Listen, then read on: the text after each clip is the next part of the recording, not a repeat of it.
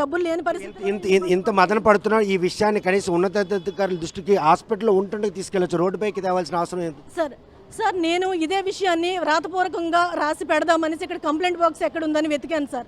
నాకు ఎక్కడ బాక్స్ కనిపించలేదు. తర్వాత స్టాఫ్కి అడిగాను సార్, ఇదిగోండి మీకు నెంబర్ ఇస్తాను, అదిగోండి నెంబర్ ఇస్తానని 3 రోజుల నుంచి కాలయాపన చేస్తున్నారు, కానీ నాకు నెంబర్ ఇవ్వలేదు.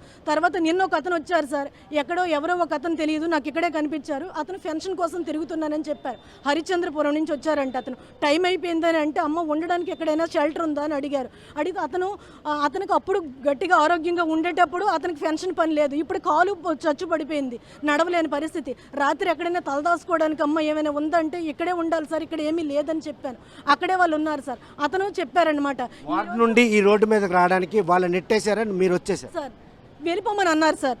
ఏమన్నారంటే ఐసీయూలో ఉంటే చాలామంది పేషెంట్లు ఉన్నారు, అందరికీ డిస్టర్బ్ అవుతుంది, మీరు వెళ్ళిపోండి అన్నారు. వెళ్ళిపోయి అంటే నేను అన్నాను, మా ఈఎన్టీ సార్ వస్తారు, సార్ వచ్చాక మాకు చెప్తారు, పాపకి ఏదో మెడిసిన్